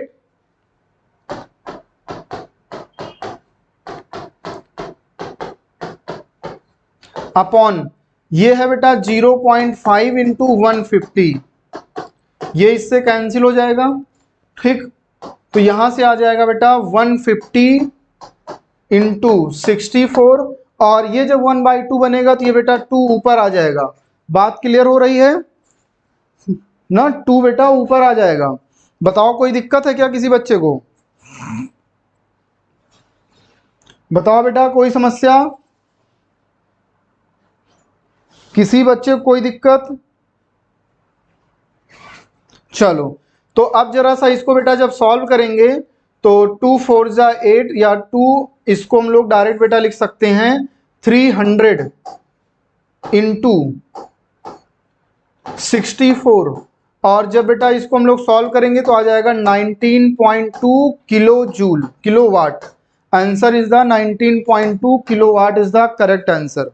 चलें भाई आगे बढ़ें, कोई दिक्कत नहीं है। नेक्स्ट क्वेश्चन की तरफ आगे बढ़ते हैं। The resistance in the two arms of a metre bridge, एक मीटर ब्रिज है, रेजिस्टेंस की बात हमसे कर रहा है, ठीक। 5 ओम एंड आर्म ओम, ये बेटा सिंपल सा मीटर ब्रिज का क्वेश्चन है। हम लोग जानते हैं R1 upon R2, R1 upon R2 is equal to L1 upon L2, ठीक। तो R1 है बेटा 5 ओम अपॉन R2 है बेटा R ohm is equal to L1 है L1 बेटा, L1 की लेंथ कितनी है दी गई होगी, न्यू बैलेंस पॉइंट इज 1.6, ठीक, 1.6 है। ये क्या लिखा है बेटा 1.61,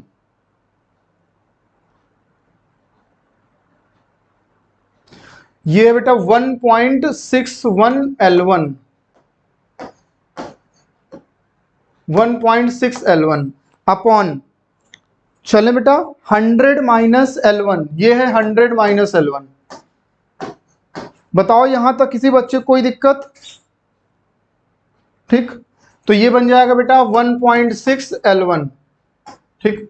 अब जरा सा ध्यान देना, हमने फिर से एक बार बोल दें R1 upon R2 is equal to L1 upon L2, R1 है बेटा 5, तो L1 है, L1 लिख लिया, R2 इज द R लिख लिया बेटा, और ये है 100 माइनस L1, और इसकी वैल्यू दी गई है 1.6 L1, जो नया टर्म दिया है 1.6 L1, तो 1.6 L1 अपॉन 100 माइनस 1.6 L1। वैसे इसको 1.6 L1 लिखना नहीं चाहिए ना, 1.6 L1 नहीं लिखना चाहिए, कोई यूज नहीं है ना इसका, ठीक। तो डायरेक्ट हम लोग L1 हटा करके डायरेक्ट सॉल्व करेंगे, ठीक। तो आ जाएगा बेटा 500 minus 8 is equal to 1.6 into R, ठीक।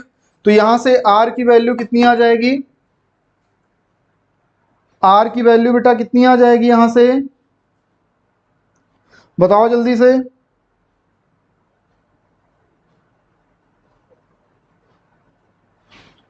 R की वैल्यू बेटा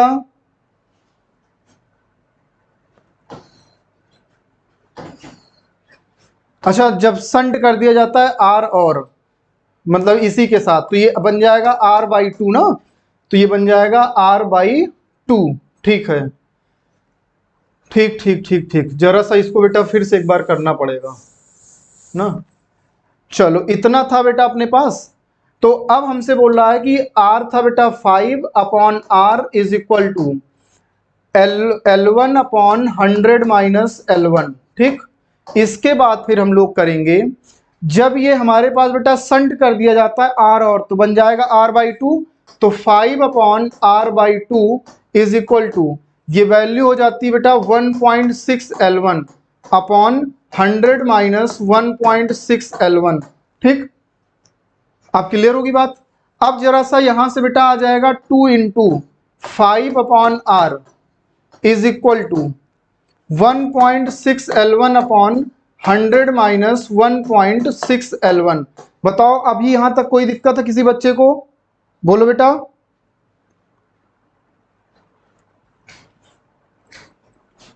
बताओ बच्चों कोई समस्या,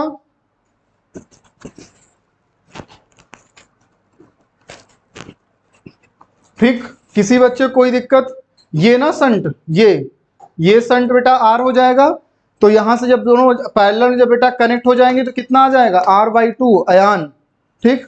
तो आंसर बेटा अपने पास। अब इन दोनों को जब हम लोग सॉल्व करेंगे, ठीक, जब इन दोनों को हम लोग बेटा सॉल्व करेंगे तो हमारे पास R की वैल्यू आ जाएगी 15 ओम। कितना आ जाएगा, 15 ओम।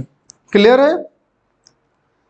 देखो जरा सा इंपॉर्टेंट क्वेश्चन है कि अच्छा सवाल है, मीटर ब्रिज का क्वेश्चन है, हमसे ये कह रहा है 5 ओम और R ओम लगा हुआ था, ये L1, ये 100 माइनस L1, तो R1 upon R2 is equal to L1 upon L2, 5/R is equal to L1 upon 100 minus L1। तो ये वैल्यू कितनी आ जाएगी बेटा, ये हमने फर्स्ट इक्वेशन बना ली। सेकेंड इक्वेशन के लिए कह रहा है संट कर देते हैं, संट कर दिया तो ये बेटा कितना हो गया, R और R/2, तो 5 upon R/2 is equal to, अब जो लेंथ आ गई 1.6 L1 अपॉन 100 माइनस 1.6 L1, तो ये वैल्यू हमारे अपने पास आ गई सेकंड इक्वेशन। फर्स्ट और सेकंड इक्वेशन को जब हम लोग सॉल्व करेंगे तब हमारे पास R की वैल्यू आ जाएगी बेटा 15 ओम। चलते हैं आगे बढ़ते हैं। A potentiometer circuit has been set up for internal resistance, ठीक, of a given cell, the main battery used across the potentiometer wire, ठीक है, has an EMF, चलो 2 वोल्ट है बेटा, EMF है 2 वोल्ट, 4 मीटर लॉन्ग है, ठीक। नेग्लिजिबल इंटरनल रेजिस्टेंस, ठीक। When the resistance are connected across the given cell has values infinity 9.5, the balance length of the potentiometer were found to be, देखो length बेटा मिल रही है 3 मीटर और 2.5 metre, 3 metre and 2.5 metre. Clear है। अब जरा सा समझते हैं सवाल को। कह रहा जब हमने बैलेंस लिया 9.5 ओम का, मतलब R की वैल्यू हो गई 9.5 ओम, तब हमारे पास जो बैलेंस पॉइंट आया वो आया L1 इज इक्वल टू 3 ओम और L2 इज इक्वल टू आ गया बेटा 2.85 ohm respectively. The value of internal resistance की हमसे बेटा वैल्यू पूछ रहा है। देखो इधर ध्यान देना, internal resistance R is equal to होता है बेटा E/V -1 इंटू आर। ये फॉर्मूला तुम लोगों ने पढ़ा होगा, ठीक। और E/V को हम लोग क्या लिख सकते हैं, L1/L2 -1 इंटू आर। अब बताओ L1 कितना है, 3/2.85 -1 into R is the, R क्या है बेटा, आर है अपने पास 9.5। 3 - 2.85 इज द 0.15 अपॉन 2.85 इंटू 9.5। बताओ भाई यहां तक कोई दिक्कत किसी बच्चे को, बोलो बेटा, कोई समस्या? अयान, कल्पना, मनीष, बताओ भाई। नहीं है तो आंसर कितना आ जाएगा, 0.5। Answer is the 0.5 ohm is the correct answer. चलो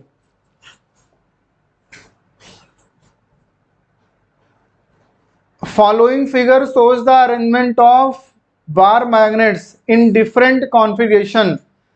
Each magnet has magnetic dipole moment m. Which configuration is highest magnetic moment? देखो बेटा नेट मैग्नेटिक मोमेंट की बात कर रहा है, और नेट मैग्नेटिक मोमेंट के लिए बेटा एक फॉर्मूला अपने पास होता है 2m cos θ/2, ठीक। जिसके, कल्पना थैंक यू सो मच, जिसके बीच का एंगल बेटा सबसे कम होगा उसका उतना अच्छा जो है अपने पास, उतना ज्यादा उसका मैग्नेटिक डाइपोल मूवमेंट होगा। तो अपने पास देखो यहां पर एंगल कितना है, 90 डिग्री, यहां पर एंगल 180 है, यहां पर एंगल 60 है, और यहां पर एंगल 30 है। तो सबसे कम कहां पर है, तीसरे वाले में। तो आंसर कौन सा हो जाएगा, थर्ड वाला। क्लियर होगी बात, वेरी गुड, बहुत अच्छे। नेक्स्ट क्वेश्चन की तरफ आगे बढ़ते हैं।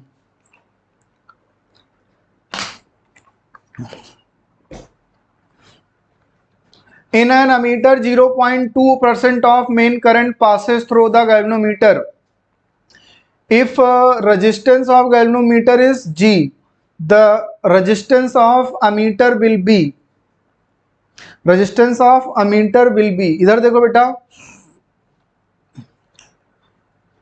ये है गैल्वेनोमीटर, ये है बेटा गैल्वेनोमीटर। इसके साथ पैरेलल में लगा देते हैं तो अपने पास बन जाता है अमीटर। पैरेलल में कितना रेजिस्टेंस मान लिया हमने, आर लगा दिया, ठीक। अब कह रहा है जो करंट आ रही थी उसमें से केवल 0.2% करंट पास कर रही होती है, किसमें, गैल्वेनोमीटर में। गैल्वेनोमीटर में कितना पास कर रही है, 0.2%। मान लेते हैं करंट कितनी आ रही थी, आई करंट ले लो, ठीक। तो आई करंट का 0.2% अगर निकालोगे तो 0.2 आई ले लेते हैं ना, 0.2 आई हम लोग ले लेते हैं, ठीक है। गैल्वेनोमीटर का द रेजिस्टेंस ऑफ गैल्वेनोमीटर, इसका रेजिस्टेंस बेटा है जी, ठीक। तो इसमें करंट मान लिया ये आई जी है, तो इसमें कितनी जाएगी, आई माइनस आई जी, ठीक, आई माइनस आई जी। तो लिख लेते हैं बेटा, हम लोग किरचॉफ लॉ लगाएंगे तो हो जाएगा I minus I G into R is equal to G into I G. हमें आर फाइंड करना है, R is equal to G into I G upon I minus I G. बताओ भाई यहां तक कोई दिक्कत?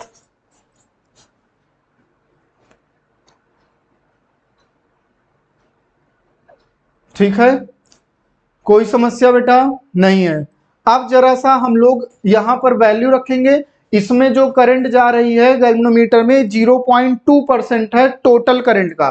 टोटल करंट मान लेते हैं आई है, इसका 0.2 अपॉन 100 करेंगे, ठीक।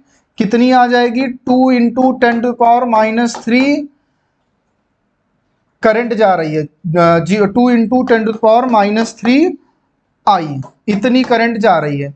तो G into 2 into 10⁻³ upon into I upon, जब बेटा आई से इसको जब हम लोग माइनस करेंगे तो अपने पास ये वैल्यू कितनी आ जाएगी, ये वैल्यू बेटा आ जाएगी आई, यहां पर ले लेते हैं तो ये वैल्यू कैंसिल कर देंगे, तो ये आ जाएगा 2G इंटू 2 अपॉन 1000, तो ये आ जाएगा बेटा 500, तो ये आ जाएगा बेटा G upon 500। Correct answer is the 1/500। ठीक, 1/500। समझ में आया कि नहीं आया बेटा? ये इंपॉर्टेंट, देखो इसमें IG जा रही है, इसमें I माइनस IG जा रही है, तो जब यहां से IG निकालोगे तो 2 इंटू 10⁻³ I आ गया। अब इंपॉर्टेंट बात यह है बेटा कि अगर हम लोग यहाँ पर IG की वैल्यू रखेंगे यहाँ पर नीचे, तब हमें सॉल्व करने में थोड़ी दिक्कत होगी। हमने इसको निगलेक्ट कर दिया क्योंकि ये बहुत छोटी वैल्यू आई है I के रिस्पेक्ट में, इसलिए इसको हमने निगलेक्ट कर दिया। और जब सॉल्व किया तो G/500 आया, और वही हमसे नेट रेजिस्टेंस ही ये पूछ रहा था, अमीटर का रेजिस्टेंस ऑफ अमीटर, और अमीटर के रेजिस्टेंस के अंदर ये भी आ जाएगा और ये भी आ जाएगा।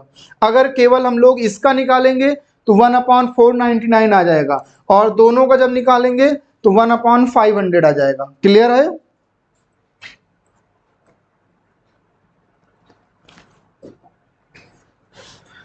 Two identical long conducting wire AOB and COD are placed right angle। भाई दोनों के बीच का एंगल है राइट एंगल। एक ऐसे है, एक बेटा ऐसे है, और दूसरा लॉन्ग वायर कुछ ऐसा है। ठीक, लॉन्ग वायर से हमें इलेक्ट्रिक फील्ड किसी पॉइंट P पर फाइंड करनी है। कोई पॉइंट P ले लेते हैं, यहां कहीं मान लेते हैं, सेम डिस्टेंस पर है दोनों से, ये डिस्टेंस है बेटा D, और यहां से भी डिस्टेंस है D। इस वाले से लॉन्ग वायर से कितना हो जाता है, μ0 I/2πd I1, और इससे कितना हो जाएगा, B2 is equal to μ0 I2/2π d, इससे हो गया μ0 I/2π d। ठीक, अब जरा सा देख लेते हैं, इसमें डायरेक्शन इधर है, इसमें डायरेक्शन इधर है अंदर की तरफ, और इससे बेटा बाहर की तरफ हम लोग देखते हैं, लेकिन वेक्टर फॉर्म में लिखेंगे तो B इज इक्वल टू क्या हो जाएगा, B1 K कैप, क्योंकि अंदर की तरफ है, और इससे माइनस B2 K कैप। ठीक, समझ में आ रही बात? सर सेम क्यों करवा दिया था? कौन सा बेटा सेम कह रहे हो? नहीं आया समझ में तुम्हें? क्या कहना चाह रहे हो यान, बताओ बेटा। ये नहीं आया, चलो अच्छा फिर से कर लेते हैं। Two identical long conducting wire AOB and COD are placed at right angle to each other, one above other such that O is their common point। O जो है दोनों का कॉमन पॉइंट है, एक दूसरे के ऊपर लाई कर रहे हैं ना।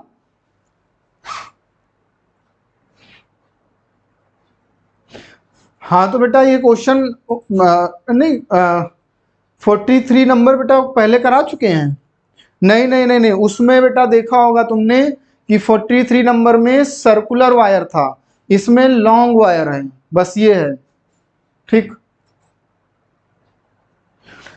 तो अब देखो इसमें अपने पास ये वायर है, I1 करंट इसमें जा रही है, ये D डिस्टेंस पर पॉइंट P है, जहां पर मैग्नेटिक फील्ड कितनी होगी, μ0 I1/2πd। दूसरा वायर ऐसे होगा कुछ, इसके ऊपर लाई कर रहा है, ये भी D डिस्टेंस पर है, इससे भी आ जाएगा μ0 I2/2πd। अब दोनों एक दूसरे के परपेंडिकुलर हैं।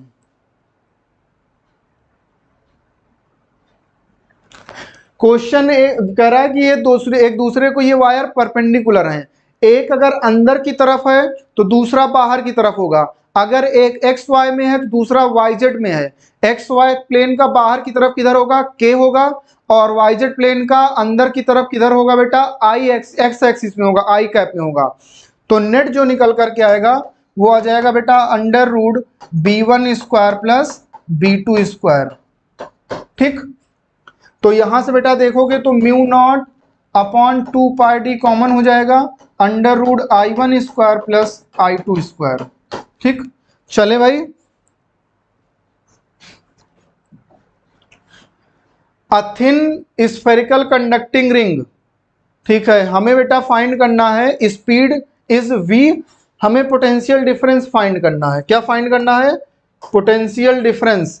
यहां से यहां तक की बेटा नेट लेंथ हम लोग फाइंड करेंगे, ये r और ये r, तो नेट लेंथ कितनी आ गई 2r, और पोटेंशियल कितना होता है bvl, तो आ जाएगा bv इंटू 2r।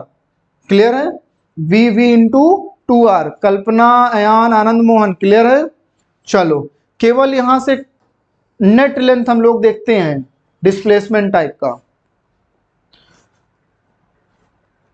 तो आंसर कौन सा हो गया बेटा, fourth part is the correct answer. Next, a transformer है, transformer having efficiency 90% is working on 200 volt and 3 kelvin 3 kilowatt. ठीक, तो ईटा इज इक्वल टू हो जाएगा P output upon P input. ठीक है, ईटा है बेटा 0.9, पी आउटपुट निकाल लेते हैं, पी इनपुट है 3 किलोवाट इंटू 10⁻3, तो यह आ जाएगा बेटा P output is equal to 2.7 into 10⁻3। P output की बेटा वैल्यू कितनी होगी,